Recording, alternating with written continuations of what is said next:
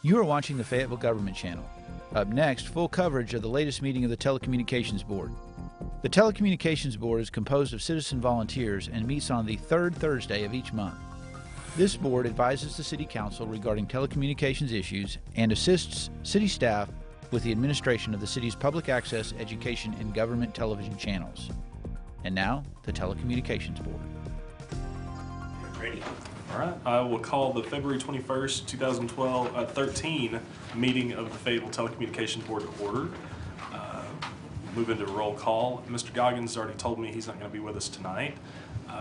Mr. Shepard will probably roll in a few minutes. Mr. Smith? Here. Pennington's here. Mr. Herrig? Here. Mr. Spearman? Here. Mr. Spencer? Here. We'll move into approval of our January meeting minutes.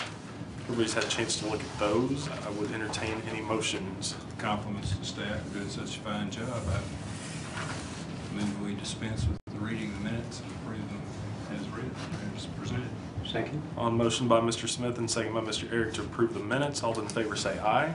Aye. Any opposed, no. The ayes have it. Move into our meeting agenda. I would ask unanimous consent to move item 6B to immediately after the agenda and before reports. If there's no objection, I'll go ahead and do that.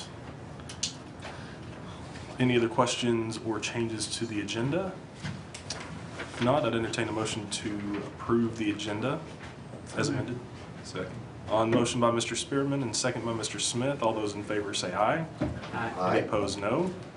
The ayes have it. We will move into a discussion regarding Senate Bill 101, the Video Service Act, including remarks from Ms. Susan Norton from Fayetteville Public Schools. I'm going to turn this over to Dr. Smith and Fritz to lead our discussion on this. All right. I believe Director of Communications here going to bring us up to date. Yes. On SB 101? Yes. And Ms. Norton, you join her at the table. Thank you.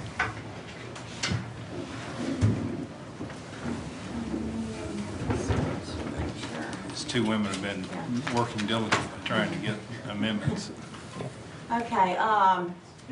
I'm not sure how many of you have already looked at SB 101.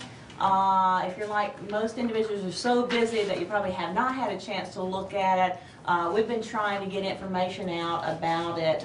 We've been working it really hard for the past month.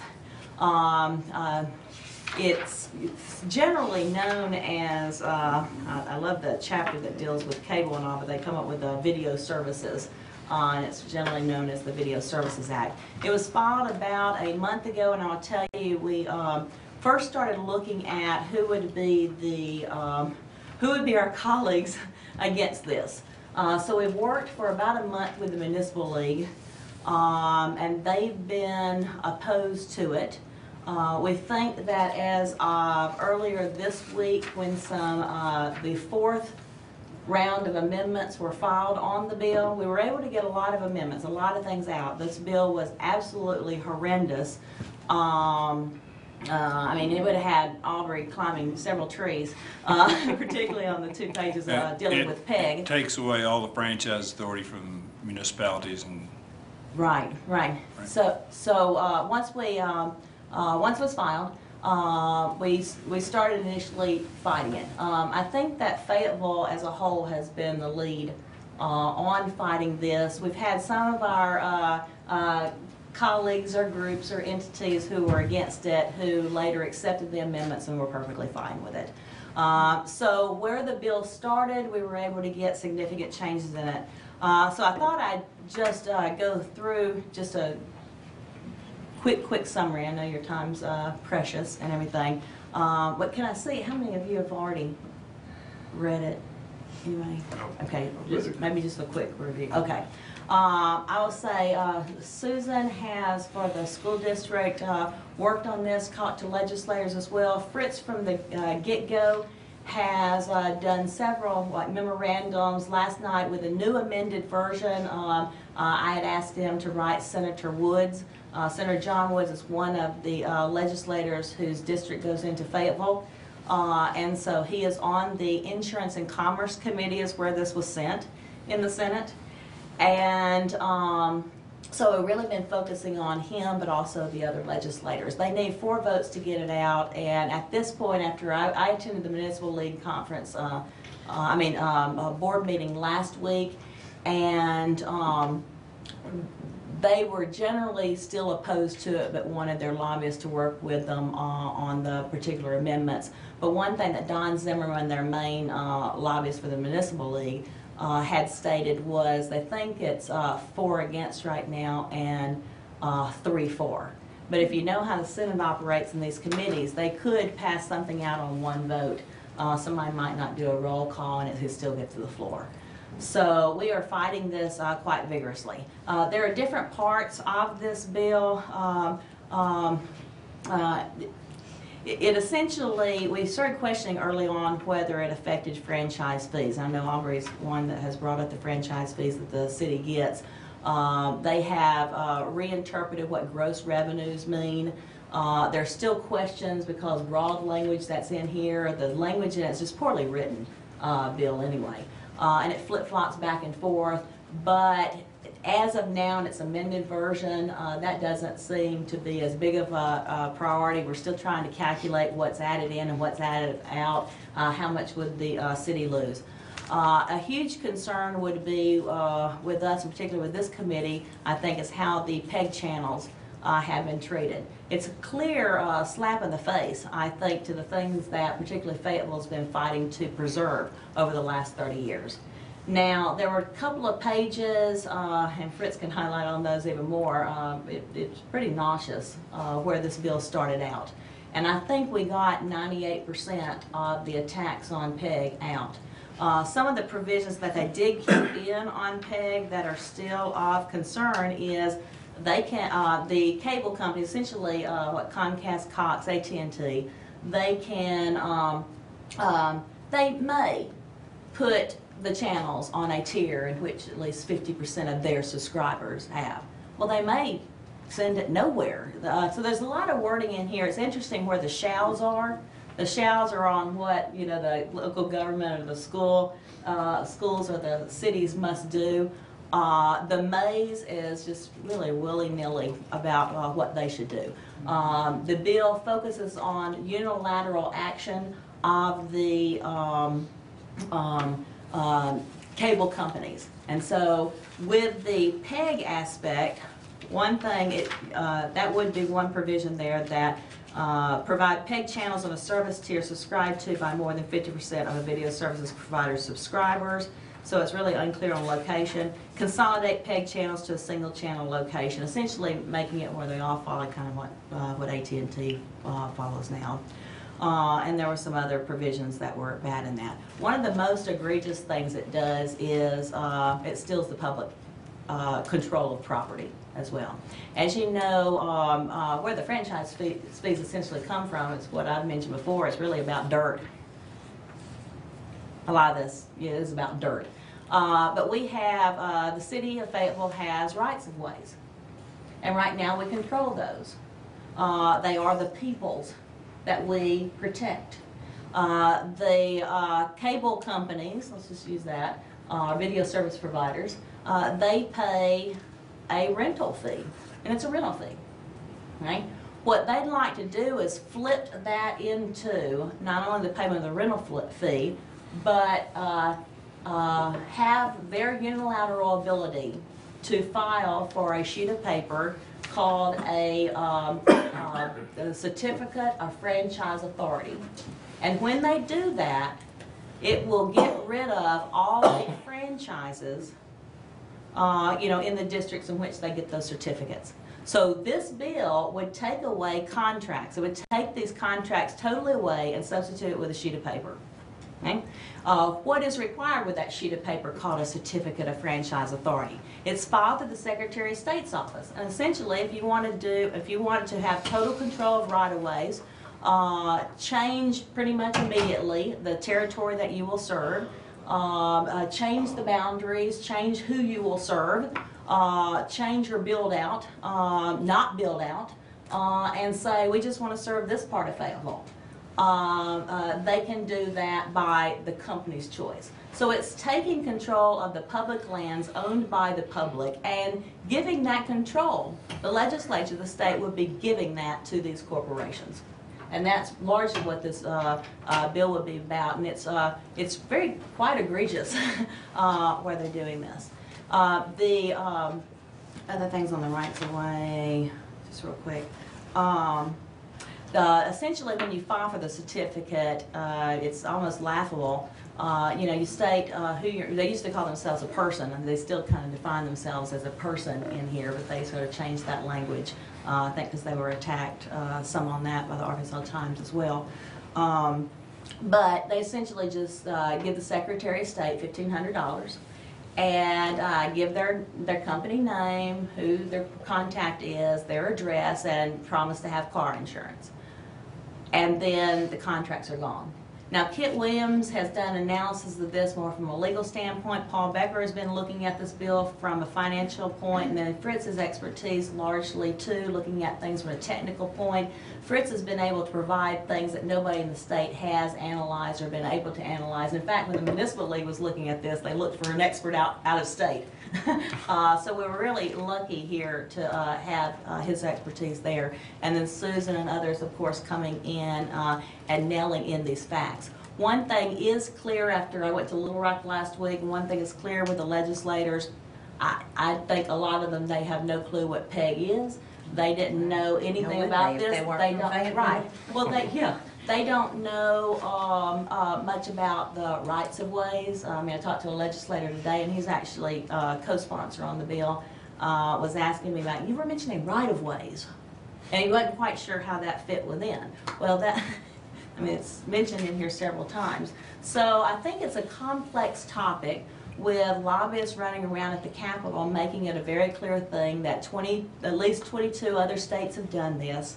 That it streamlines the process and makes it better, and it makes it more marketable so that more video service providers can come to Arkansas and provide better quality service for all of the people of Arkansas. And they go, oh wow, that's really great, and they signed on. I will say Senator Joyce Elliott had signed on, and after several people had talked to her, and I know Little Rock and Fayetteville are the cities that were largely most against this. The third amendment on this bill was Senator Elliott removing her name as a co-sponsor. So the hope is that people will peel off. It is probably going to be brought to the Senate committee next week. If it gets out of the Senate committee, it will go to the Senate floor the day after it gets out of that committee. It would then have to go to the other house, would be the House. We don't know where it would be sent. I was surprised that this got sent to Insurance and Commerce. So it could get sent to the House Agriculture Committee. But, yeah, I've seen that happen before. And then if it passes the House, it goes to the floor. So we have a little time, but not too much time in the sessions heating up. But there's a big learning curve with this. And we are still opposed to it fully. I've used the analogy recently of imagine if you were, we protect in Arkansas landowner rights. Imagine if Blake rented out his home and he gets some rent for it. But without notice, the renters come in, they want to dig up your backyard. They think they want a pool, but they're not really sure. So they just leave a big hole out there. They want to take a couple of walls down. They want to expand another area. And they do this to a place that they're renting. Okay? And say the state authorized them to do it without your permission on a house that you own. That is what we're talking about. So we are a state in Arkansas, and this is what I've been arguing to a lot of the legislators as well. When you look at the Arkansas Constitution, we are different from other states. So if they say they've passed statewide franchises, some of them have passed statewide franchises. So the important thing on this bill to note is they aren't replacing local franchises with a franchise. They will be gone. Contracts will be gone. The companies will get to do whatever they want to. We in Arkansas have probably the highest constitutional protection of property rights, and it's in our Constitution. We in Arkansas have the strongest Freedom of Information Act, and we argue for local government accessibility principles. We also have in our Constitution, it says no law shall be passed that impedes in any way with an existing contract. So we've got 3 high Arkansas values that are being destroyed through this one bill alone. So we're making all the arguments that are out there. What's surprising is, and I'm hoping, after hearing some of this and where the process is right now, I hope that you're thinking this is a bad bill. The thing is, even when we tell these arguments and other ones to legislators, they're not, some are still going with the corporate power in terms of, well, this makes television more available to individuals. So is there a learning curve? So our goal is to get this killed. I have a question of both you and Ms. Norton. Did Cox contact either the city or the school district before they introduced this legislation trying to get out of the franchise? Definitely not the school district. We've not had a conversation with them at all. Before Christmas, I got a call because I deal, Lynn Pitcock is the lobbyist essentially for Cox. I had received a message that he had called me. And for probably a couple of weeks, I kept calling, leaving a message. Yeah, here. So I don't know if that's one of those, well, I called kind of situations, but he has yet to get back with me. And here's an interesting part about your question. If this bill is totally to say, hey, we trust these entities to be stewards of the public land, to be acting on all of these different factors without any accountability, without any control. In fact, they use the word ministerial only when they deal with what the role of the Secretary of State will be. And these are the ones they want to turn all this over to, but they haven't notified the cities of this. They haven't said anything. We have talked to them previously. If they saw this coming, please give us a heads up. Yeah, sure we will. Have not seen that. So they haven't set a good track record for the things that they're promising legislators that they'll do. Well, and I just want to remind, this probably never came before this committee, the exact detail back, was it 2-3 years ago when they moved our channels to that other tier, which limited access to the public. Anyway, we had a conversation with Mr. Pitcock then when we were expressing dismay about that move, and we were told then that we were lucky to have what we had, and basically, you know, just be grateful. And that's how the conversation went. So this, I mean, I'm totally with you as a citizen. You know, the idea that the property rights issue is very troublesome for me, and then as a public school employee and the education channel provider with our students who work so hard in the broadcast arena, the idea that we might lose some of that capacity is really troublesome, that we might have to co-locate with, you know, if we all had to share, that would be extremely impossible for the live coverage that we like to do for all of the events that we can bring live, just as the city does. And yeah, so anyway, and back, we used to have to share with the university, and it was great that we could work out that collaboration, but it got to be difficult with scheduling and just impossible with the coverage of the events that we both wanted to do. So when we were grateful to get our own channel, thank you, Lindsley, for helping make that happen. The last negotiation with the city was, what emerged was that we had a separate education channel. And if we lose that negotiating power, then, you know, we don't have the city having a contract, then we have lost a lot. Well, who knows what we'll lose. Like you said, the language is so willy-nilly. May, shall, you know. And to play on her point here, I mean, even when you look at this, a political subdivision served by an incumbent video service provider that opts to provide service under a certificate of franchise authority issued under blah, blah, blah, is entitled to peg channels under this section, right? And they do talk about if you have a an existing contract and all that designate a significant amount of capacity on its network to allow up to 3 peg channels or channels equal to a number of those that have been activated by an incumbent video service provider. Of course, there's a lot of language in here too that can mean that they could take it away almost immediately as well. But they did take out that you must have 15 hours of this kind of programming and through the game. It was horrible. And then, well, and they have said face to face that they would like to take it away. So why would we assume that they wouldn't? Yeah, and then they, if you have never had a peg channel before, and this is where it limits it for Arkansas, then if the political subdivision was not served by an incumbent video service provider, the video service provider shall provide 1 peg channel for the use of the political subdivision. So they're even limited there. So if we want to be a state where we actually have more accessibility to the government, that we have more of local governments filming their meetings and then showing to the public and having them do that, there's a lot of language in here where they're limiting that. One thing I want to say as well, if you have Cox and if you look on your bill, you'll see my name on it.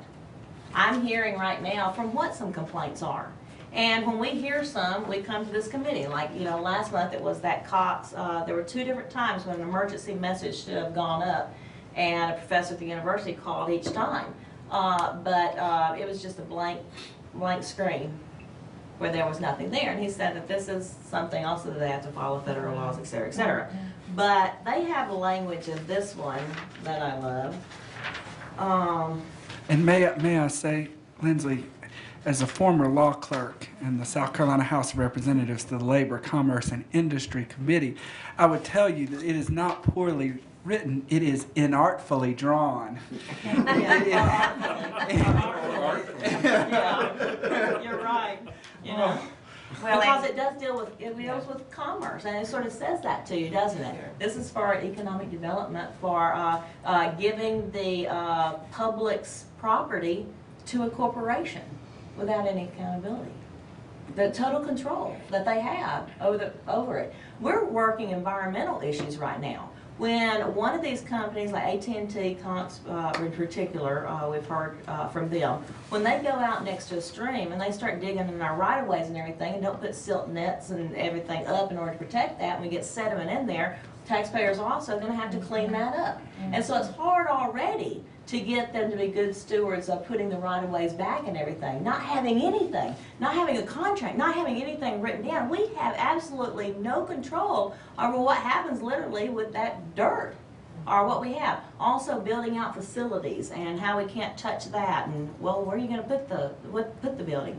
Here's what I did, one more thing I wanted to fine-tune you on in this bill. It was the section, but if you look at your Cox bill, you'll see my name on it. So I'll get a lot of the, complaints or different things from the public. Some things that fit within our franchise authority, some things that do not. But I work it out with, I speak mainly with Kelly Zaga, who does communication for Cox, or if it relates to the school district. Susan and I talk all the time, almost weekly. And so we help the people of the city. Now, if you look, here's some wording here. A video service provider shall maintain a local or toll-free number for customer service contract. And there's a lot of language in there about things that are so straight up. I mean, it's sort of like, you will breathe air. I mean, there are so many things in here that where you go, well, that's good, and I can see legislators may be looking at that, but a lot of it, anyway. A video service provider shall implement an informal process for handling political subdivision or customer inquiries, billing issues, service issues, and other complaints. Well, come on. How many businesses, particularly corporations that are national or worldwide known, don't have a process anyway of handling complaints and don't deal with their own billing, and things like that. So it's another thing that's put in there. This is what's particularly troubling here. If an issue is not resolved through the informal process under subdivision B2A of this section, a political subdivision may request a confidential, non-binding mediation with the video service provider with the cost of the mediation to be shared equally between the political subdivision and the video service provider.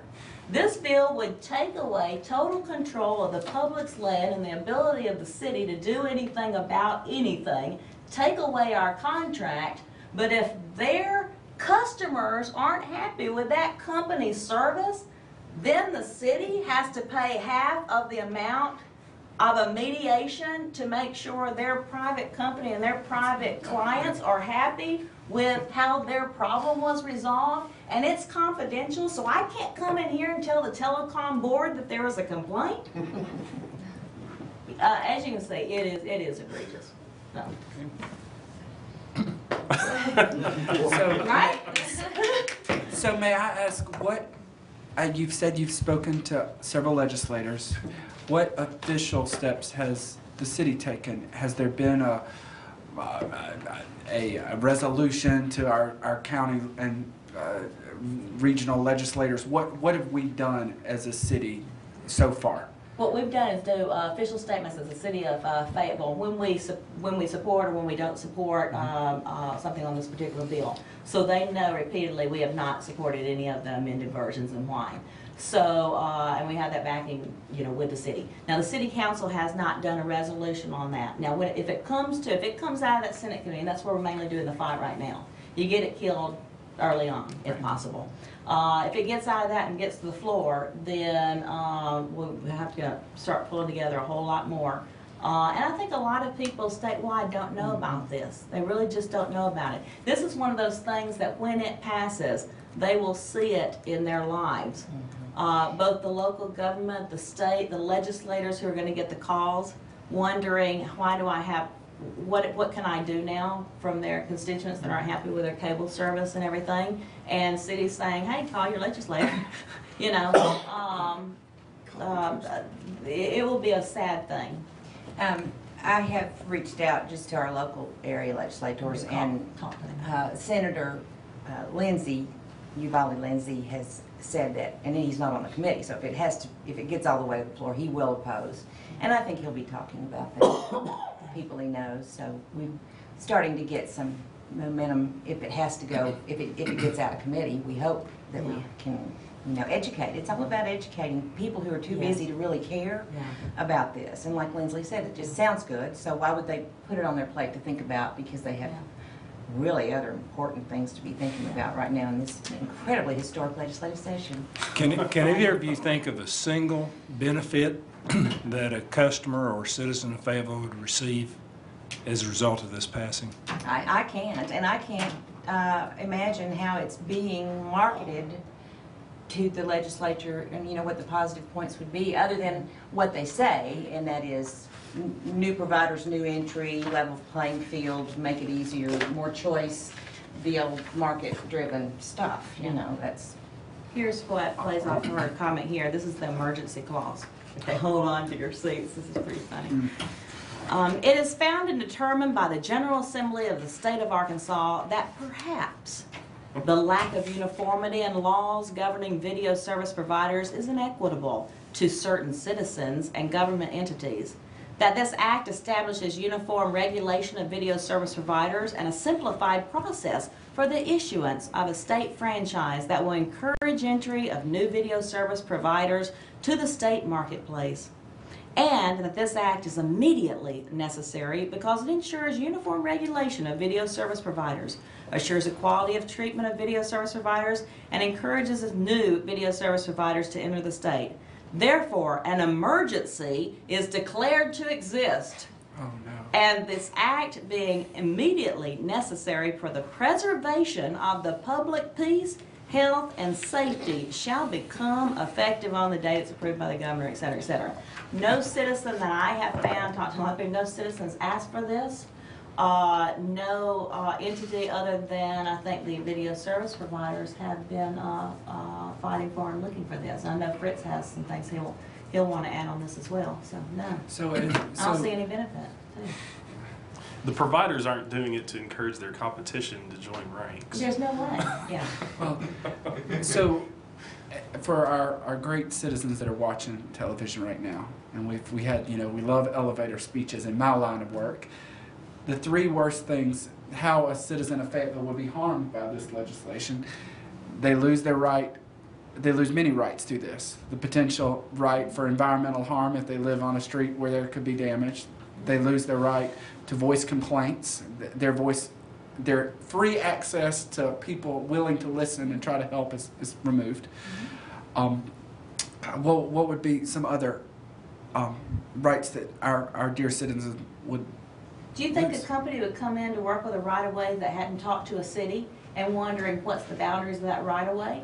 And you have a house and that right-of-way is in the front yard. You've been cutting that grass for 20 years and you don't know who that person is out there digging in your yard. We just had 2 weeks ago, a woman thought that that was her land. SWPCO came out there and they were digging a ditch and everything, and she tried to stop them, and she jumped in the hole, and they, we had to work on, getting her out, and then it was resolved, that was a right-of-way area where they could be, et cetera, et cetera. But, I mean, if you're next to a right-of-way and they say the area above, below, the air, as far as you can see, all of this area, wherever an easement is, whether it's on the water or not, we want to run through Lake Fayetteville. There are a lot of concerns with that. Yeah. The pricing, there's no way to regulate the pricing. Secretary of State's office isn't going to do this. There's no ability to regulate anything. It's a takeover. So if they're concerned at all with their cable or any of the issues they have right now, then their only resolution is talk to their provider. And how's your customer service been so far? Okay. Right? Anything else that we need to? I don't have anything else. Yeah. Thank you. Yeah. I would say, right now, of the legislators in favor, I think everybody on the Insurance and Commerce Committee, is sort of a perspective, but we have been focusing on Representative Woods as well as others. I do, when I write him, I'll copy other legislators. Fritz did an excellent memorandum on the newest amendment last night. He worked on that. I had gotten that to various people, including Don Zimmerman, who is the lobbyist for the municipal league. Anybody who can take the expertise that I see coming through and then use those talking points and get them into the corridor, since we can't always be down there in Little Rock, and let them make those arguments as much for us as possible. So. Thank you. And then Kit Williams is here as well. And he's in my chair. Yeah. I don't need your chair. Sure You you stay do. there. No, I'm good. I've already said everything I'm gonna say. And I missed it? Yeah, it's okay. I'll check you on the tape. Yeah. Susan, thank you for joining us. Well, thanks for having me. Were they talking about that famous Senate Bill 101? Yes. Yeah, that's caused me a lot of grief when I read it. And even though it's been amended, it still does the same thing. It basically tries to take power away from cities, from this committee, from our citizens, and just basically transfer it to the industry. It's certainly an industry bill drafted by industry lobbyists. This is certainly not their first go-around. Legislation like this has been adopted in several states. And it's been an ongoing subject of conversation I've had when I go to the International Municipal Lawyers Association seminars. They talk about it and how it just takes away our powers to do anything to protect our citizens. It's got specific provisions in there saying we can't require build-outs, which means that, if they might want to just cherry pick and just put their cable into the richest area and just ignore everybody else. And things that the city would not like to do. The city would like to see that everybody, as much as economically feasible, gets served. And the only time we really had any kind of controversy at all with our cable company was when they were changing over to digital. And they did not initially want to provide boxes so that persons on the lowest level, lowest tier service would be able to receive their new signal if they had analog TVs. And we worked with them and they agreed to provide a free digital box for a couple of years, not forever, so that people on the lowest level would be able to receive their signal and receive the government channel and public access, which is their statutory right. If it was the state doing the franchise, that question would never come up. We could never do that. We could never try to protect our citizens at the lowest tier level to be able to see what their government is doing. So, apart from that, we have a good relationship with, and that was a good relationship. We worked that out. It wasn't a big fight. We met with them a few times. We explained what we felt like was our concerns for our citizens, and they agreed to do it. So, I would hope that we could continue to have the power to protect our citizens. And I guess that is still within the hands of the legislature, because the legislature in Arkansas is extremely powerful in relation to the cities. They are empowered by the Constitution to determine what we do and what we can't do. The Constitution has a few limitations and powers, but most of it comes directly from the legislature. So if they want to do this to us, they most likely can. And I would hope that they will be in favor of cities and citizens' rights rather than the rights of the cable companies and the national group. I don't know why they want to take power away from us. I prepared, I don't know, did you tell them about my... Constitution. Well, I made a proposed change. I sent it in to them. I rewrote one of their sections that would say that cities that already have franchise agreements don't have to give up those agreements, but you can maintain those agreements until both the company and the city want to go to the state and let the state franchise. Right now, it gives the companies the unilateral right to end ours and go straight to the state. And I don't like that. There is some potential constitutional problems, but they can always wait it out until a franchise runs out, so they don't have a constitutional problem. But just from a policy point of view, it is sad that the legislature is siding with the corporations instead of the citizens. And hopefully they won't. You know, this bill would do that, but this bill is not law yet, so hopefully it will not pass, and we will be able to continue to maintain our rights to protect our own citizens. Motion, Mr. Chair. Mr. Smith? I move that we recommend the City Council adopt a resolution in opposition to this and stand up for the rights of the people to protect I'll second that. cable and video services in the city of Fayetteville, and contact all the local legislators or statewide contacts. There's a motion and a second. Any further discussion on it?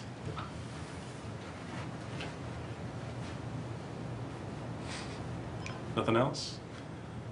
Fritz, did you have anything you wanted to add? If any of the members of the board have any questions for me from our perspective, these great people have really, I think, laid out all of the significant and some of the other objections to this legislation.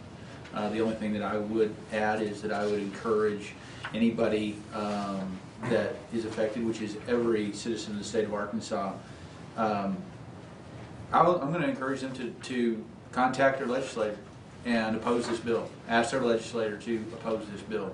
The city of Fayetteville stands against it, and I see, to answer your question directly, I have been able to identify no benefit for any citizen of Fayetteville, any operations the city has, or any other resident through the reading that I've had of this bill. So I don't see any reason for us to try to do anything but oppose it. Unless corporations are people, and then that one person would benefit from it, right?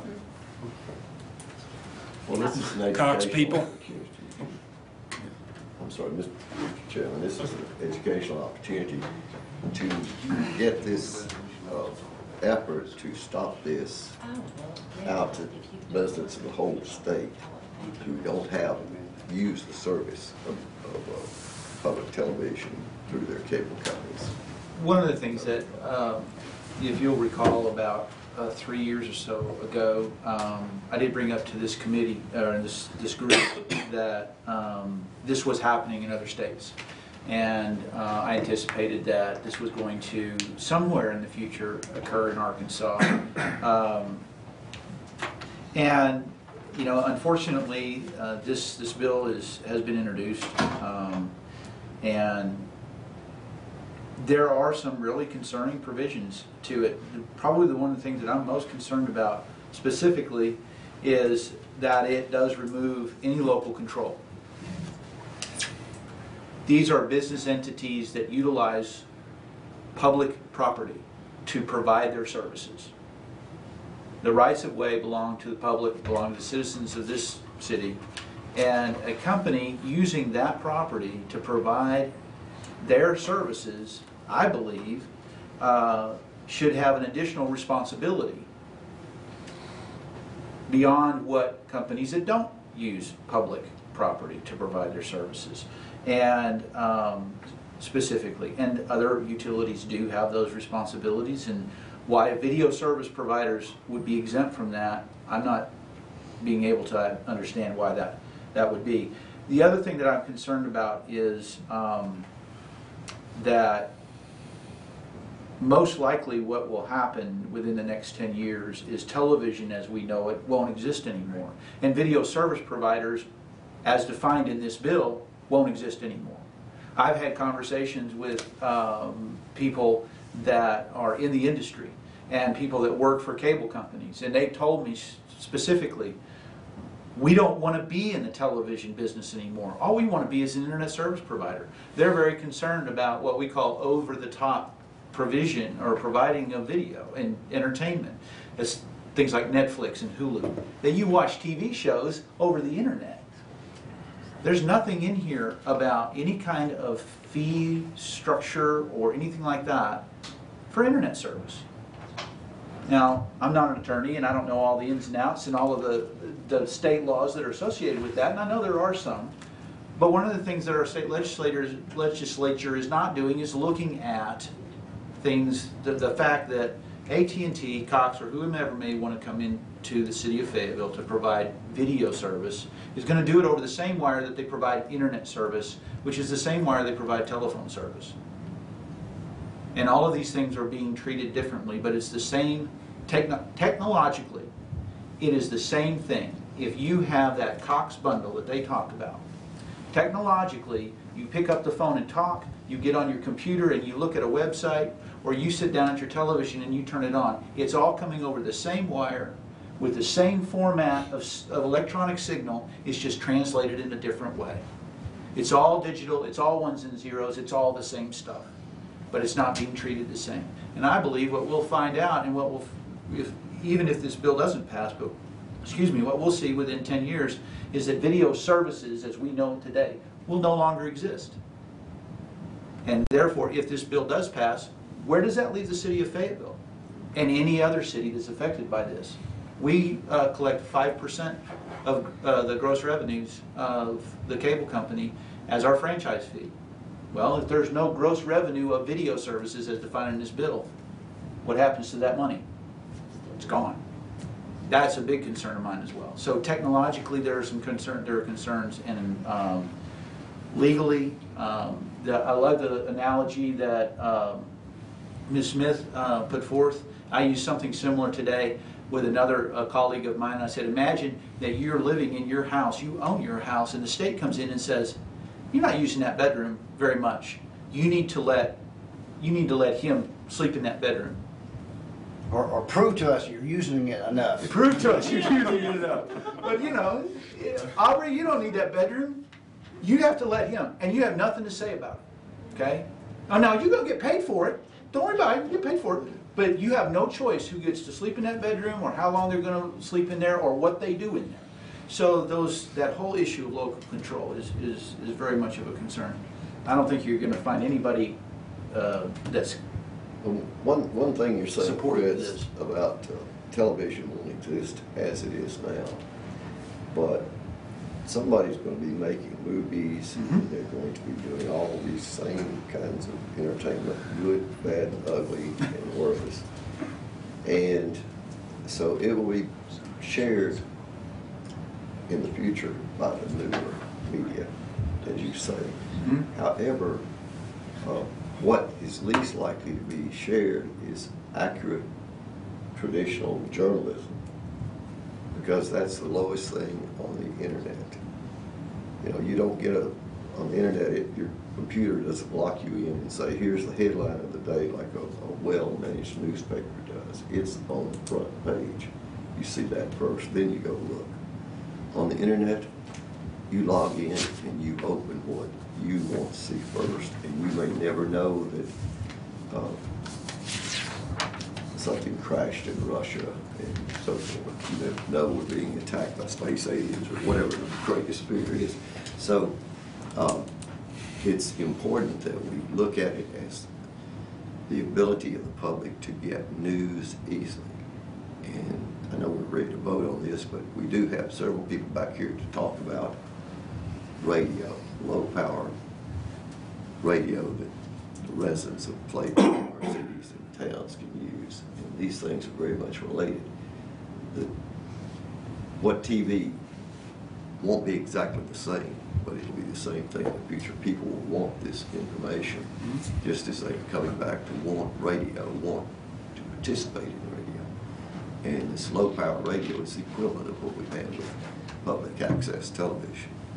And it's very important. More people can be involved, express their opinions, and that, you know, when a corporation owns it, you can't guarantee that. Ms. Norton? And there's probably nothing about the Kardashians on the low-powered radio. Well, I don't want to listen to it then. I came back to the mic because I was going to ask Professor Smith if you might consider amending the motion to include the school district as, would you read back your motion? Right. Well, our authority extends to advising the city council, but would certainly encourage the school district as well to. Right, but what I was going to ask is whether your motion could say in support of the No, it's the city, citizens with the school children. Right. if you don't mind that. I believe that's what it said, right? Oh. It will. And I'll add to reiterate your comment about writing your legislators. Kit, we've all worked with them. I am personally convinced, after being in Little Rock last week and talking to them and hearing the no's, once we start bringing the amendments back and the Senator Files says, I'm hearing no more amendments or no to what we propose. And no matter what, that's what this bill is all about, is the egregious part that's not going to change. So I'm convinced, even though we're going to still be fighting in a lot of different ways, we're going to be down there doing it, we're going to be up here doing it, but now's the time, yes, write your legislators that you oppose this. If you write it by email, put in the subject line, please oppose SB 101. John Woods is one of our representatives, and Senator Woods is a co-sponsor on the bill, and we haven't been able to pull him off of that, and he's so far one of the yes votes in the committee to get it out of the Senate. So we're staying strong on him.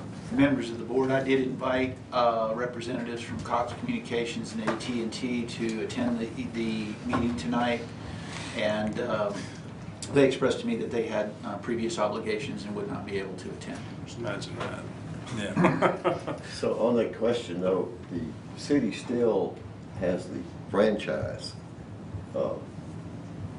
authorization for the school system. University got free of us in some way. Right. The Fayetteville Public School utilizes the education channel that is part of our given system. to the city. That's correct. As it stands right now, yes. So we are recommending it. Okay. We've got a question pending. If there's no further discussion from the board, all those in favor, please say aye. Aye. Any opposed, no. The ayes have it. I will ask Professor Smith to draft our letter to the council.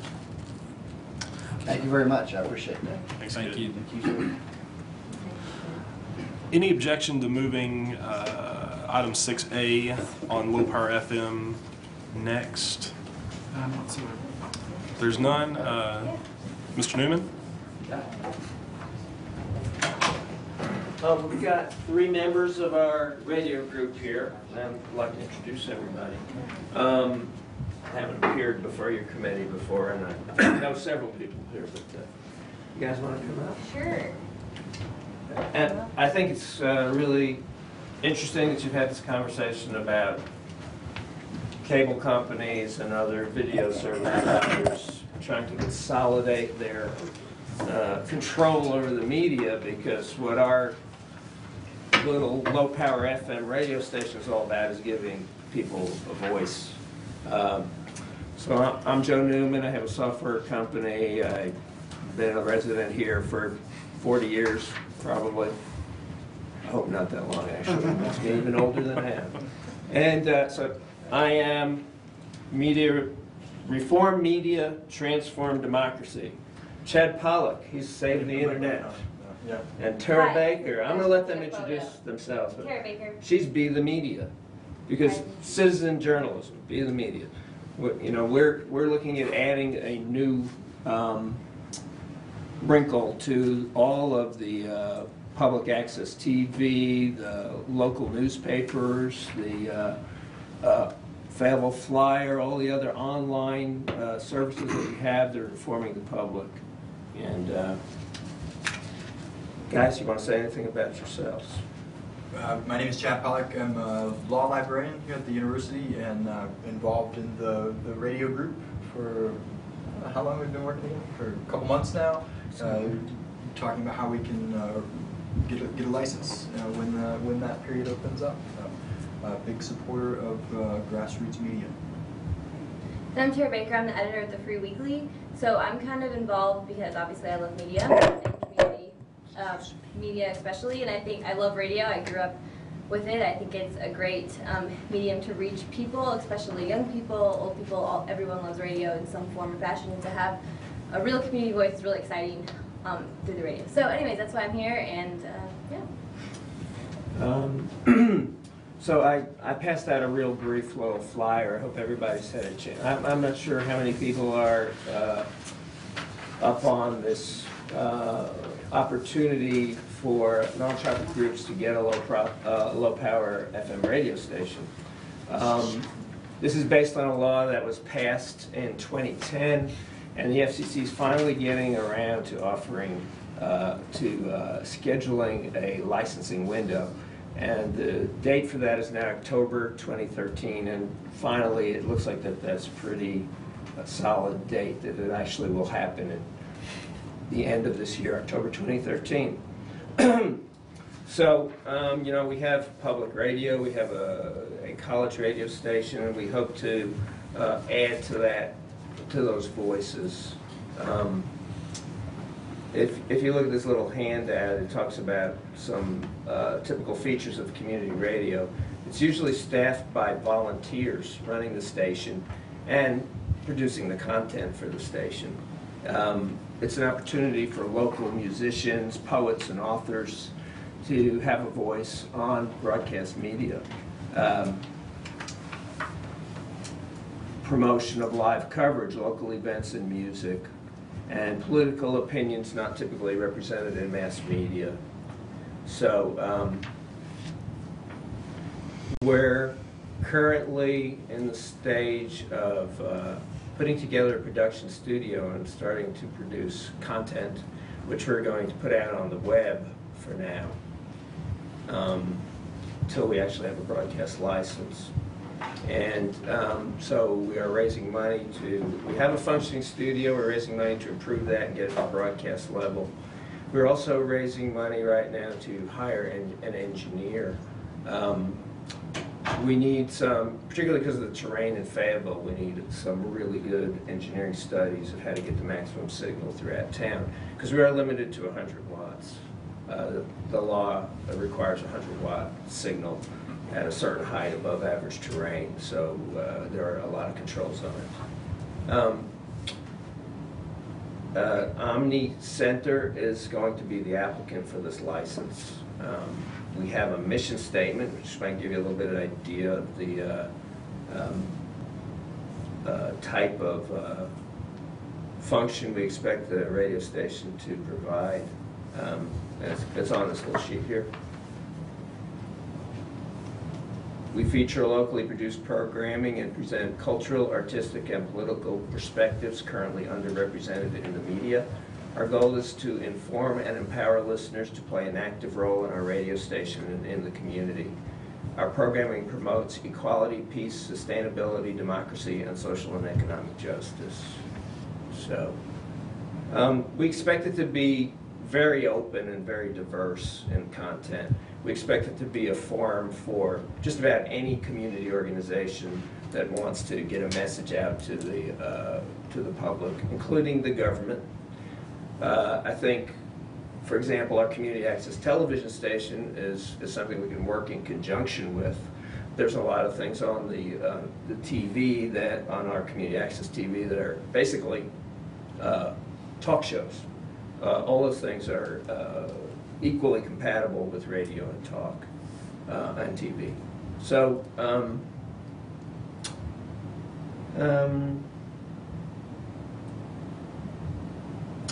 I just think we can be, in addition to all of the, another feather in the cap, another jewel in the crown of all the great public media and other organizations we have here in Fayetteville. And we can offer another leg up to all those organizations in getting to be known and having their events promoted. And particularly also something that's happened over the years as radio has become more and more consolidated. There's no more promotion of local music, of local talent. Very few stations actually have a local presence at all. Most of them are nationally owned. There's no one in the studios and so on. Well, here's a way for local people to get their creative works out to the community. In the old days, when a community promoted a band or somebody, they may have eventually become a nationally known group. Same thing can happen with music here, and it can also happen with personalities and people. We have a show in Little Rock now that's being broadcast on NPR that started out in a cafe with local people telling stories. We have so many creative people here in Fayetteville. The opportunities are just endless, and it's something that can change as the environments and needs change for Fayetteville. And it was also interesting that, and you can tell me exactly the percentage because I'm not, is it 80% that has to be local programming, locally produced, or what was the percentage on that? Do you remember? Yeah, so some of the rules are, unlike stations where you may walk into a radio station, there's no one there ever who's actually broadcasting anything. It's all canned programming. Some of it may be coming from being broadcast throughout the country. And we intend to, in order to get our license, we get the most credits from the FCC, to have 8 hours of local programming a day. The station will be open a minimum of 12 hours, though we hope to be open a whole lot more than that per day. And the station must be staffed with actual people where the public can walk in 20 hours a week. And again, we hope as we grow to be able to do a lot more than that. And we'll have to also maintain an emergency signal. Did you mention that? Yeah, that's okay. I didn't all. know if I heard that. Yeah, all radio broadcasts. Oh, okay. Okay. Well, I thought that was. You had mentioned that earlier, having issues with emergency signals and things. That's something. It brings up an interesting point, though. That's a real plus, which is in some communities, when there's been emergencies, there's no one at the other radio stations to tell people what's going on. There was an incident with Katrina in New Orleans where there was the only information people could get was from a low-power FM radio station that had a generator. Everything else was down, from cell phones to radio stations to TV stations. It's an example. There's other cases where a train ran off the tracks and poisons were flooding into the community. There was no one at any of the stations except the local low-power community. So these don't have to be low-power to be community radio, but you know, many are. And you guys want to add some things? I think this is also a chance for us to be a leader in the state, as we've gotten our group together. We can be an inspiration to other municipalities, other groups in the state who would be interested in putting together their own radio station and informing people that this is an opportunity that exists that has just developed. Well, I want thank you for all your work. I've sort of been following it from afar, and I really appreciate the energy and the collaboration and the direction it's moving on this. Are there things that you think we as a city board, or can we recommend to the city council anything we can do to support this activity, or make your job easier, or find places for repeating responders? Or? Do you know, Joe, at this point? It's difficult to say at this point. You could give us some money. No, we really don't want any money because we are going to be an independent entity, and as far as getting money from the city. But I think there's things the city can do for us to help us. We don't know exactly what the engineering studies will call for example, so we may need a place where we'll bounce a signal off of a high spot. The city may have access to various antennas, water towers, city building that we're in right now, where it could be crucial to get a signal from a remote spot back to our studio, wherever that winds up being. That's one area I can think of. Chad was mentioning, this is our kind of a bigger vision that Chad was mentioning, but you are part of the municipal league, and we would like other communities to be doing the same thing we're doing, because we'd like to see a whole string of independent media stations around the country with public input and public programming and so on. Each one would be different. They may not all have the same philosophy that we do, but I think it'd be an improvement and an addition to the corporate media that we predominates in radio. And the granting of the application, is there an opportunity for the public to comment in support of the application? And it's specifically, there's definitely left out of the application any kind of judgment of the quality, or you have to have an educational mission, but they do not make any judgments as to the quality of that mission or whether it's serving the people in the community. So there wouldn't be any way for... I just meant, so they don't care if we all sent letters on behalf of the application, it wouldn't make any difference? It wouldn't help. Okay. So they say. There's a very narrow point system that they use to select people. And some of that was the localism that we mentioned of being on the air for 8 hours and having a locally staffed studio and other factors like that. Being a nonprofit for 2 years in the community, minimal. Well, this is very much the same mission as public access television has been all these years. And I think everybody years before that. I'll ask a question related to that, if I may, Mr. Chairman. Have you guys done anything supporting the radio recently on CAT, public? I'm sorry, we don't call it that anymore, but the name keeps changing these days. It has over the years, but it's public access television, and it's in the same building with the government channel, and just a block downhill from City Hall. But today, well, short takes are recorded, 5 minutes free. Today, the studio was open for that. It was done. On Monday, it was a holiday, and that was the other day you could do them, on Monday afternoon at 5 to 6, and on Thursday from 11 a.m. till noon. I was the only person who did one today.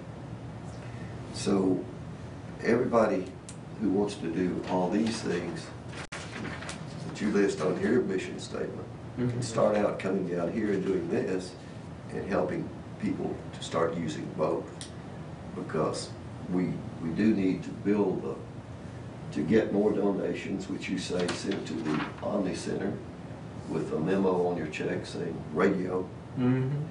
And Omni Center's at 3274 North Lee Avenue in Belleville. And you also mentioned on the sheet that you have a Facebook group. Yes. And that you have email at faycomradio@gmail.com. Right.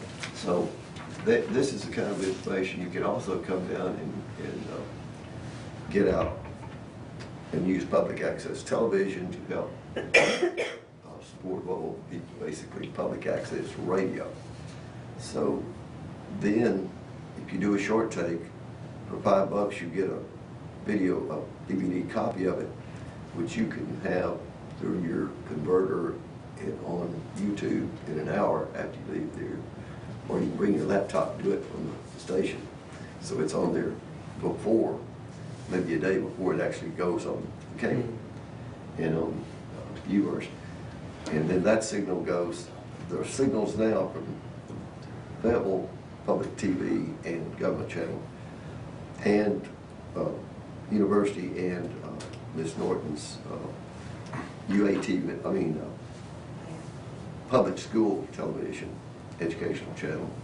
They go to all the cities. I believe, Fritz, it's also in Fort Smith, not just in Northwest Arkansas cities that the cable company carries. It goes down to the Fort Smith MSA, yes. So all those towns now have our public access in our Yellow channel, and they have the opportunity to have their own. And what we're talking about here is the danger earlier that new cities wouldn't be able to get on that way under that new agreement, that new franchise threat. And we need more people to recognize the value of these things. So I certainly want to cooperate, and of course, had sometimes you blurb notices on my private internet things, but please come down and make the spiel and bring some of this information on handouts and on a DVD or on a CD, and turn it in when you go to do a short take, and ask them to please show it while you're talking, whatever you think will work the best. Well, that's why I actually really like the radio project, because radio is so accessible to so many people, and there's a lot of opportunity to collaborate with the other public media, whatever form it takes. Whether, you know, the public access is really controlled a little bit by government entities, and Free Weekly is actually a corporation, and this will be a nonprofit, but you know, they're all kind of after the same mission, which is trying to get the public voice out there. And like I said, because radio is so accessible, I think it will help definitely, you know, serve to just really enhance the other existing media. So that's why I was really interested in the project. It's another step forward, actually. It's more convenient than the internet. All you got to do is flip a little switch when you're driving, and it fills your whole car with the sound that you know to get on. So I don't know if we need a motion. Do we want a resolution supporting this effort? Mr. Chairman, do you think? The floor is yours. Does Mr. Smith want to? I move that we express our appreciation to these folks for all they're doing on this, and keep us posted if there's some way that we can help do. I'm really excited about it and appreciate your work. Yes. Thank you. Second to. Does the city have, I don't know if you guys do this type of thing, but do you have a way to maybe get more communication out there about the project, and maybe to obtain possible support, whether it be volunteer or financial, or how does that work? May I, since we have a discussion time, just, and I don't want to remain on order, you know, one of the things that we do have, and we are happy to provide, is the opportunity to do fundraising and information, you know, on our public access channel. There's another nonprofit that has used that for fundraising, and come in and done fundraising live at the center, and promoted it out. And so, you know, there are ways that we can, you know, the city, using our wonderful resources, providing access to all the people, can get the word out. So I would strongly encourage you to work with these fine gentlemen to come up with a way to get the information out. And you know, working at the university, you know, there's 24,000 students, and not all of them are in fraternities. Not all of them go to Razorback football games. It's hard to believe, I know.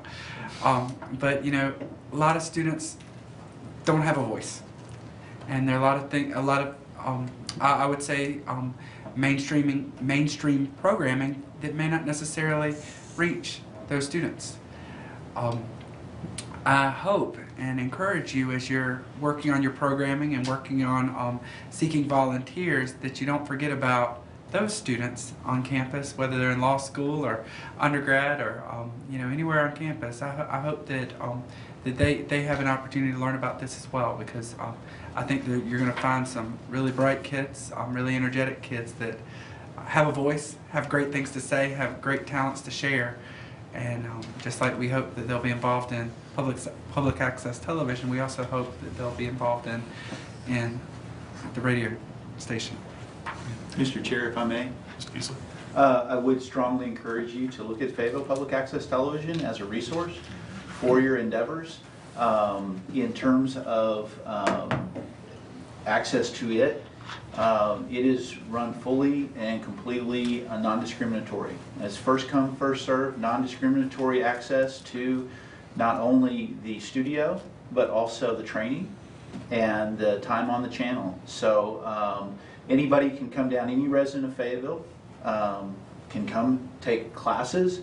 If you want to use a take advantage of short takes, that's 5 minutes in the studio. You come in, you sit down, and you tell what you want to talk about. And then if you wanted to produce your own television programming, or if you wanted to talk to the group that actually runs public access television for the city, your media, this is Dan Robinson, he's the executive director, and he can talk to you also about producing programming that you could use that's video programming to promote your radio endeavors. And so it is totally open to Fayetteville residents for whatever it is that you may want to communicate. I'd also add both all nonprofit groups in Residence-Ville can also use the community links that the city provides. It's a great public forum for getting that information out. And there's a link on the city's main webpage that goes to it, and you register and you can post whatever you want there. And I can show you how to do that if you'd like. It literally is, we have a public meetings calendar, and we have a community events calendar. When you have meetings, we can put those on where people go to accessfayetteville.org. They click on that and they'll see Thursday, March, whatever is going to be the meeting that you're going to have. Plus, we have a section where we can have articles. So I'd be happy to, I can take, if you have your handout there and put it into shorthand, and I'd be happy to put a face article, featured article on that, which is the information about it. There's also a third element to Community Link, which the government channel has highlighted in particular, which is an idea exchange. And we'd love to see the community use that element, because this is an element that we're funding through the city, and that's really the biggest part financially of the Community Link. But you could put an idea out there and have other people comment on it and what they think about it, and that's through this deal scale program. And so y'all could be perfect for, like when you were talking about getting things on the internet, like articles and things like that, you can do that. It's rare that you'll find a city, particularly a large city like Fayetteville, that actually has something set up like that to where citizens of Fayetteville can get a login, and you can literally put yourself, all your events, easier than Facebook, on the public, on the community events calendar. You can put articles on there, and you can put your ideas and ask others to see if they like it or don't, or connect and make partners. So if you get on there and play with it, and I could do a tutorial too. Okay. Well, how do we get hold of you? I have the contact Mayor's information, office, and actually. Karen and I talk a lot. Yeah. As far as also the talking about the university students, nice thing about a nonprofit station like this, an all-volunteer operation with pretty low overhead. There many of these stations have youth programs, and I'm talking about youth, not college age only, but high school, elementary school. You're teaching kids that they can be part of the creation of media, not just consumers of media. It's a really good start. It can happen at a very young age. So. Well,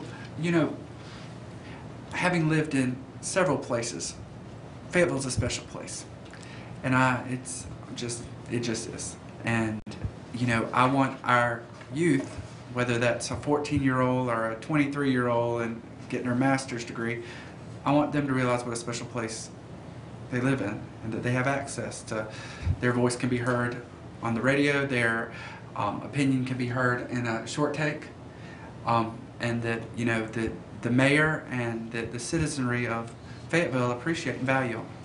And I think that'll turn into active citizens when they're 32 or 64 or 96. So we can't start too early. As far as the citizen participation on the city's provided websites, is there storage for audio files and so on and so forth that we could post on your server and then link to them from different places? That's a more difficult one. And that's where we have, being a governmental entity, we're limited, can't do commercial activity, can't do certain things. And so our web is different a little bit. There's more open from, say, public access television. We have to keep public access television separate from the government channel. And it depends a lot on the messages, too. So in terms of, like, we have a very active YouTube program that's on our page. On Access Fayetteville, but it is PSAs, it's meetings, it's something like this. It's the city's voice on there.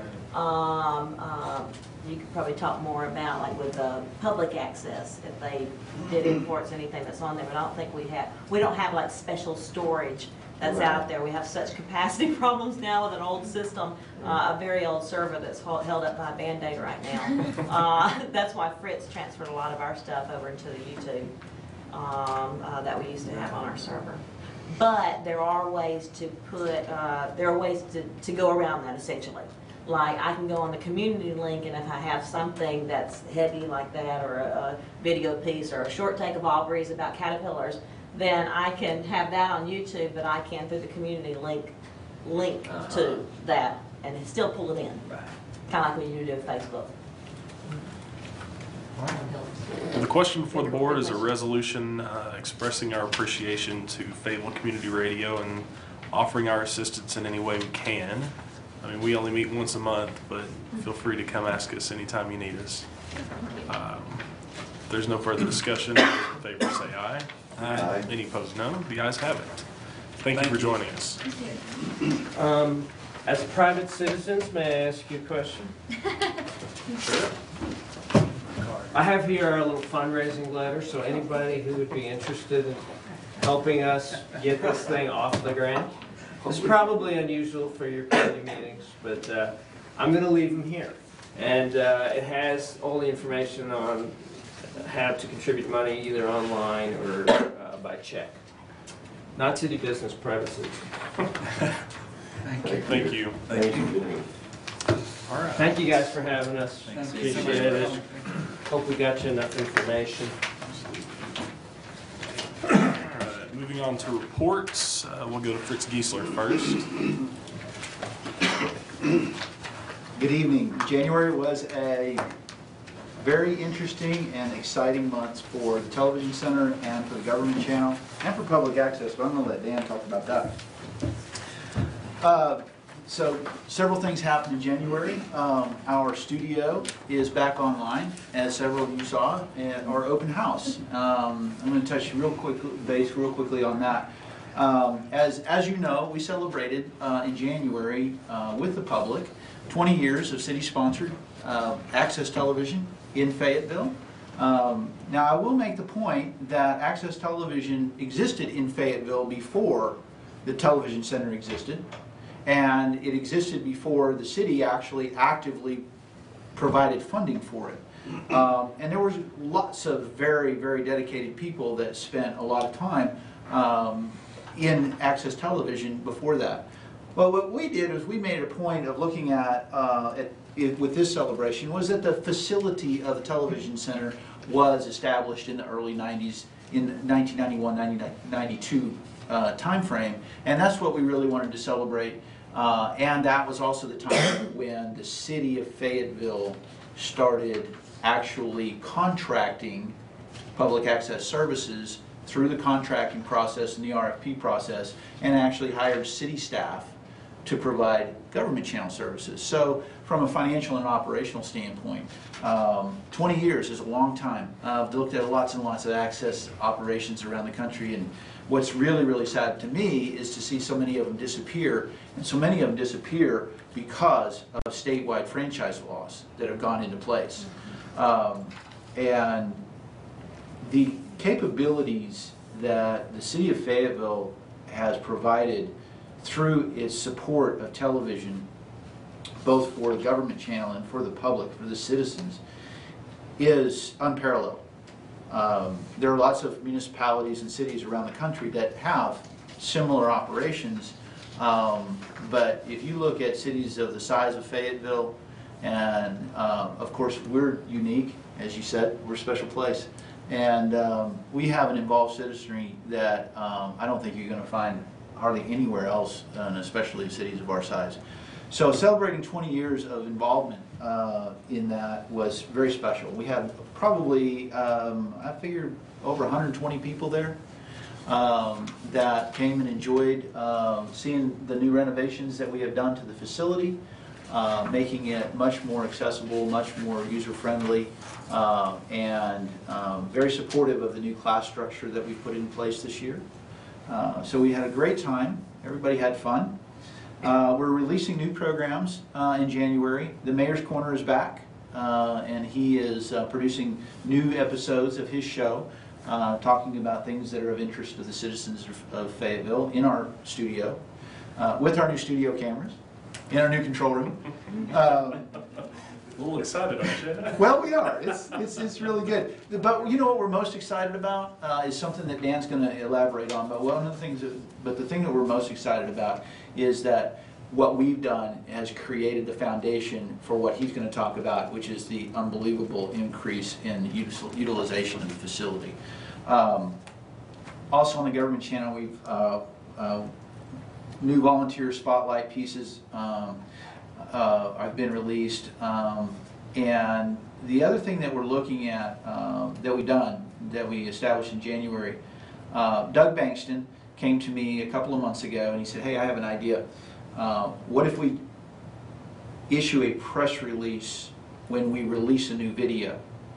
And we're releasing videos of public service programming like trail etiquette and how to drive a roundabout.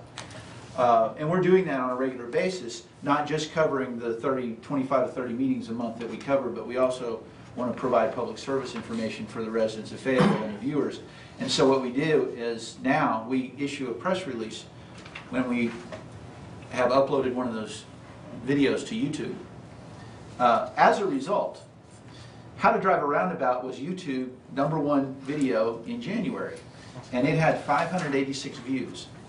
So 586 people went to our YouTube channel and watched a 2-minute piece of How to Drive a Roundabout, which Fayetteville has its first roundabout, which was opened in, was it December? So it's working. And we really, kudos to Doug for bringing that up and having that idea. It's driving traffic. People are seeing information that they didn't get a chance to see before because they know that it's there. And that's the big challenge. That's always the big challenge, guys, is to see that, getting the word out to people that the information is actually there. The A&P Commission meeting in January was the top of the heap on our meetings, video on demand viewing, City Council meeting right behind it, City Council meeting of January 3rd. And if anybody had been watching the Washington County Quorum Court meeting, was also of January 3rd, was also very high on the watch list because that was a very interesting meeting to watch. And if you haven't seen it, I encourage you to go watch it. You will be very enlightened. Interesting stuff going on in that meeting. So that's a viewership report. One of the other things that I would like to point out is I think it's very interesting that on our YouTube, we get to some very interesting metrics from our YouTube Watch channel. And it's interesting for me to see that mobile apps and direct traffic, what that means is our traffic sources to the YouTube channel are coming from people directly going to YouTube. So over half the people that are watching, almost 60% of the people that are watching the YouTube channel are directly going to it, which means to me that they're making a point of going and watching something that's being produced by the city. And that's our viewership report. If you, let me know if you have any other questions about that.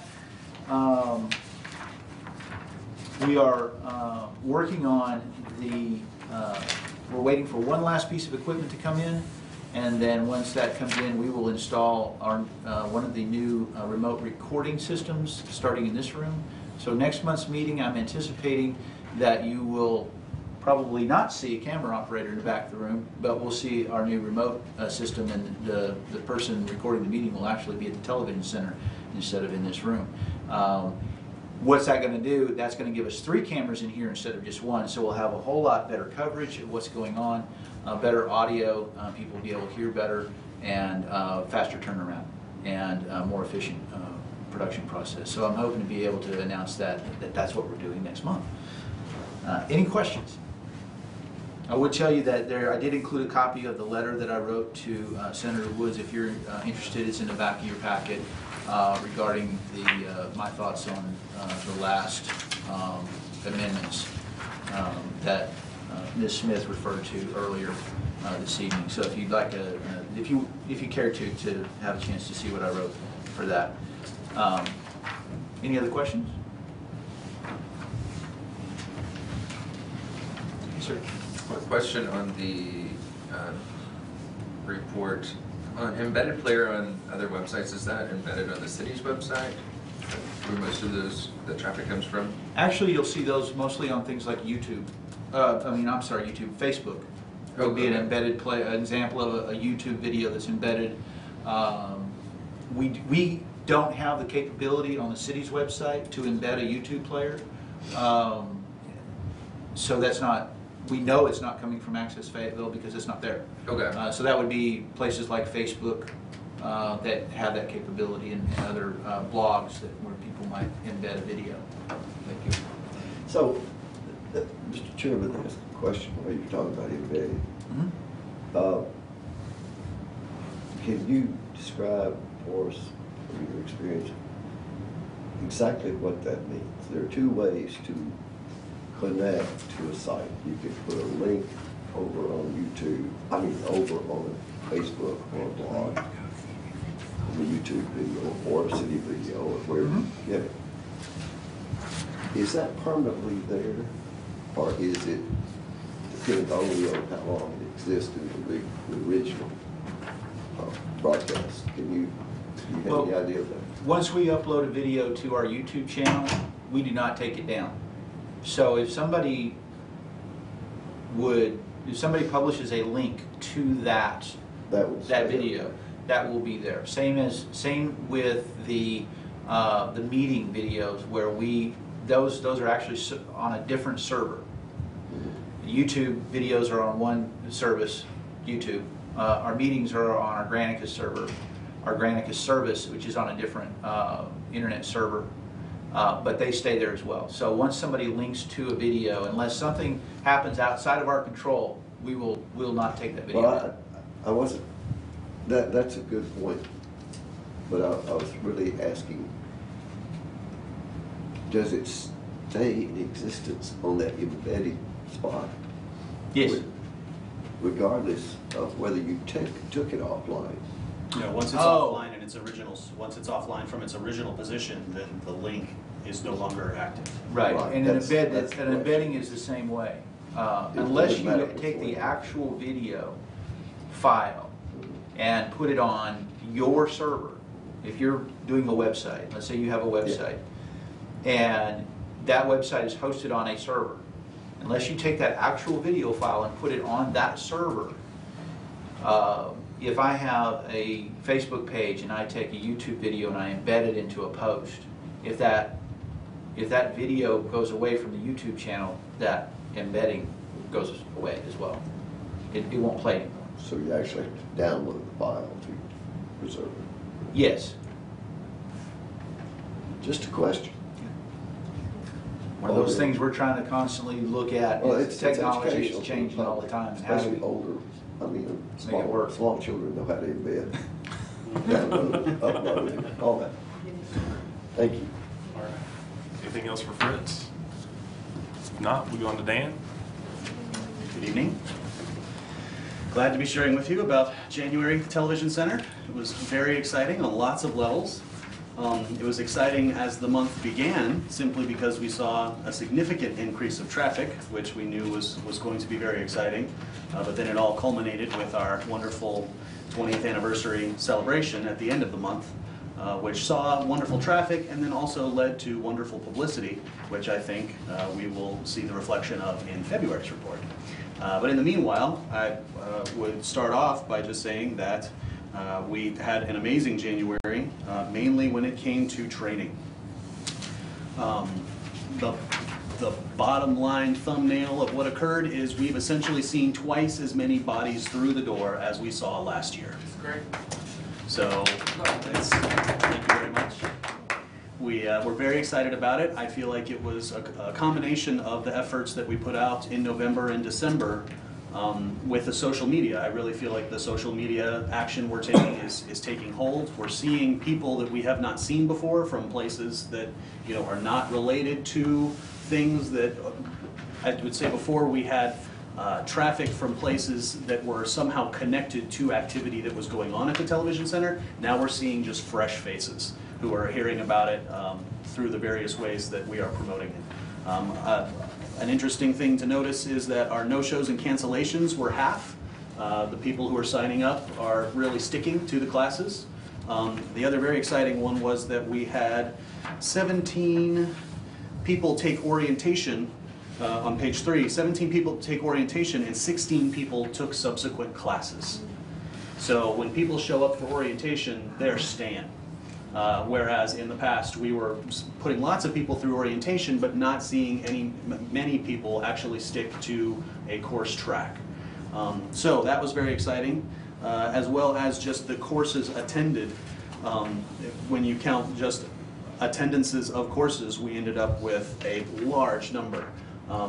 Another thing that we're very excited about is our redefinition of our certification process and of our candidate producers and certified producers.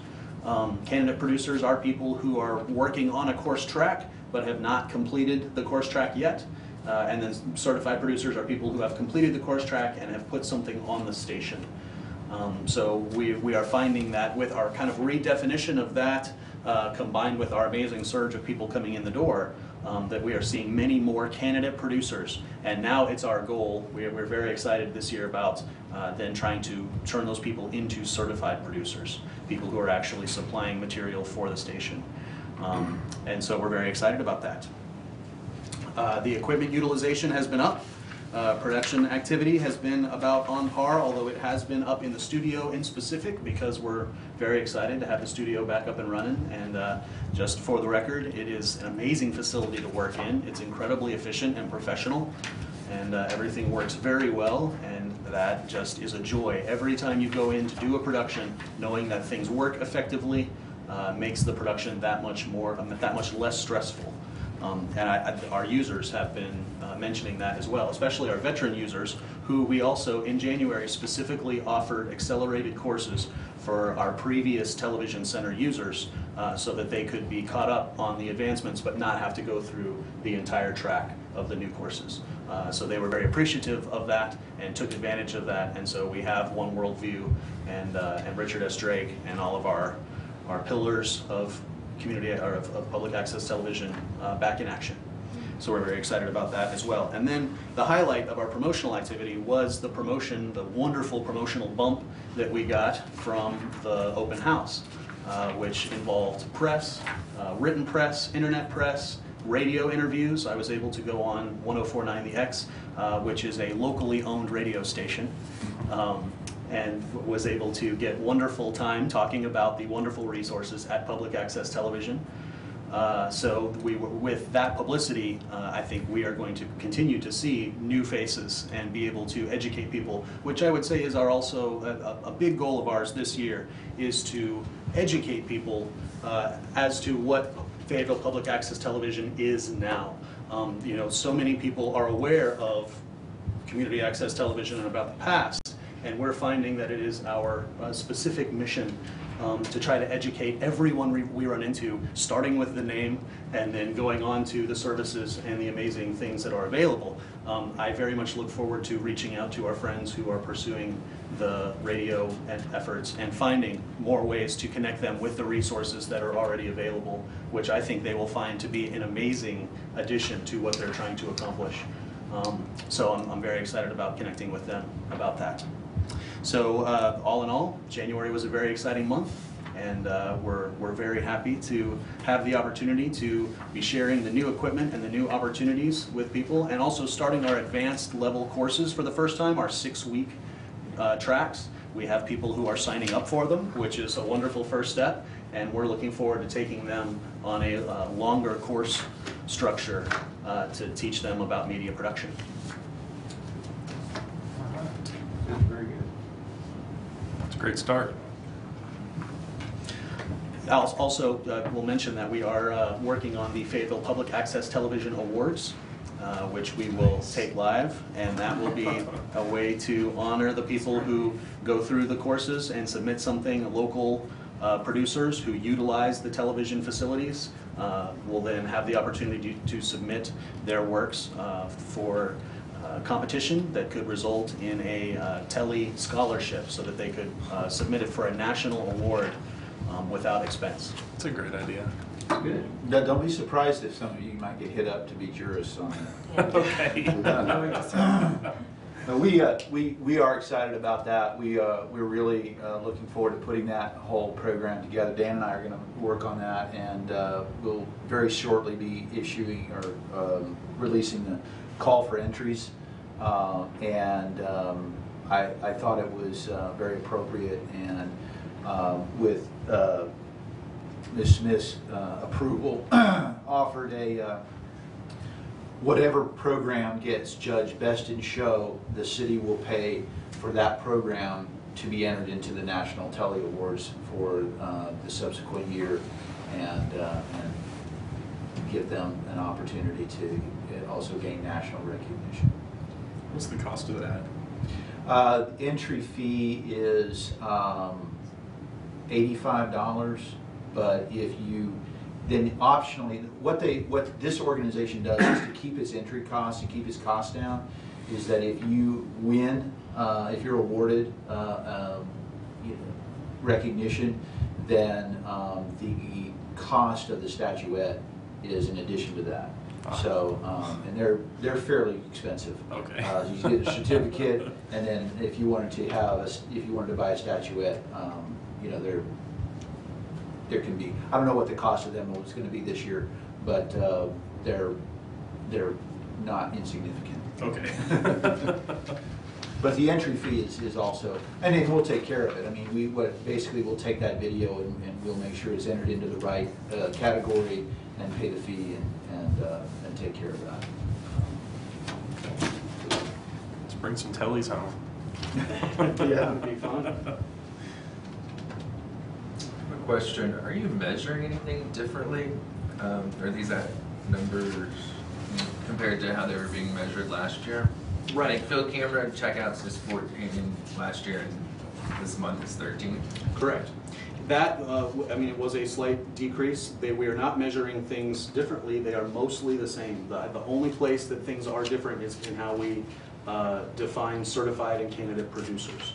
But then inside and outside programs. Inside and outside programs, which also simplifies the way we look at the programming on the channel as well.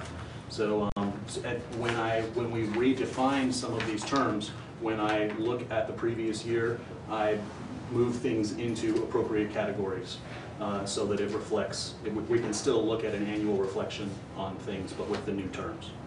Congratulations on all the progress. Thank you very much. It's really encouraging. So if I may,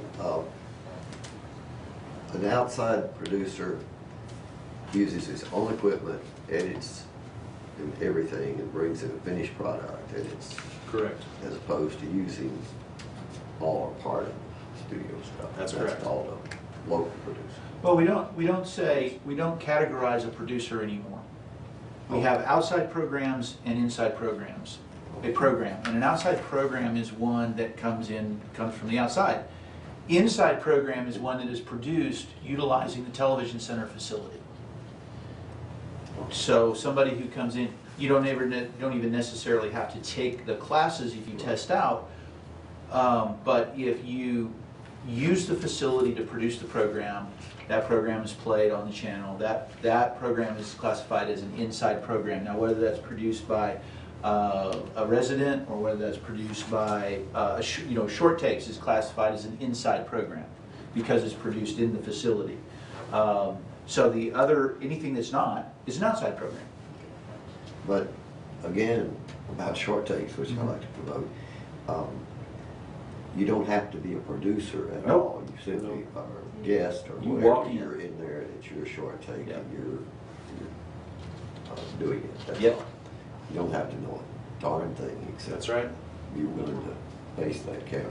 And one of the other things that's very exciting that Dan and I are also continuing to promote is that as production goes forward, as studio production class goes forward, and there are participants in the advanced studio class, and the lab comes online, the lab sessions come online, we will offer that lab time for people to have programs produced. For example, if you wanted to do a program that you wanted to bring in 5 of your friends and talk about movies, talk about 2 or 3 movies, and just have a forum discussion about some movies or a book or something like that. You would be able to come in. You wouldn't have to have your whole crew trained because you would be part of the studio learning lab, and you could have a program produced that way. A little different program. It's not just 5 minutes, sit down in front of a camera, but more elaborate, and as things go forward, we'll be able to offer that for people as well. So for instance, if our friends from who wanted to pursue the radio thing wanted to talk about their endeavors in that process, they could come in and have an extended forum where we would operate the entire system for them with the students as a lab. The students who are taking the track have the opportunity to work in that capacity, and they would have an opportunity to have their show produced, whereas without having to take the classes. So that puts the two together and makes it a resource for the community. So it would be in there to their benefit. I didn't say this then, is that they brought in some of their talent and did things on short takes to demonstrate, and then say, here's what we're going to do when we get this radio station. Because obviously the two things mesh so nicely. Thank you. That's it. The last thing I have is the annual report. I decided I'd send it out and have y'all tell me if you saw any glaring errors or things you wanted to change.